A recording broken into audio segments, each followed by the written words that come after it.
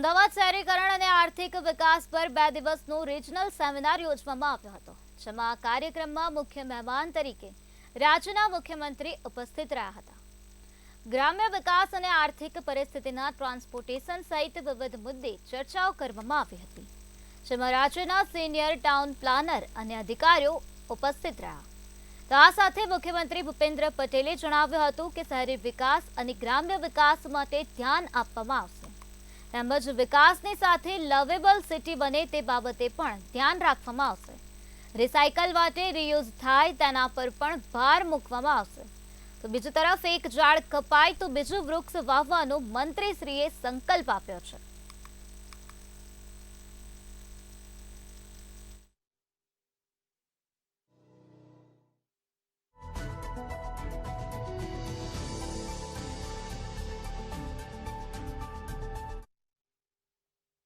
બે દિવસની કોન્ફરન્સમાં સરકાર તરીકે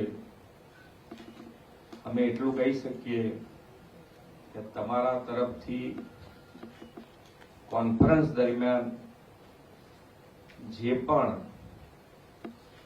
સારા સુઝાવ આવશે એની ઉપર સરકાર 100% વિચાર કરે. આપણે રોજ બરોજની લાઈફ પણ જે જીવીએ છીએ, આપણે પોતે જે જીવી રહ્યા છીએ એમાં પણ એન્વાયરમેન્ટનું ધ્યાન રાખીને જીવવું, કે આપણે શું કરી શકીએ, કેવી રીતે કરી શકીએ.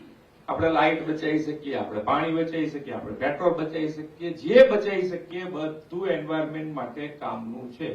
જે આજની જે કોન્ફરન્સ માનનીય મુખ્યમંત્રીએ જેનું ઉદ્ઘાટન કર્યું અને તેમાં ખાસ કરીને મુખ્યમંત્રીના ઉદ્બોધનમાં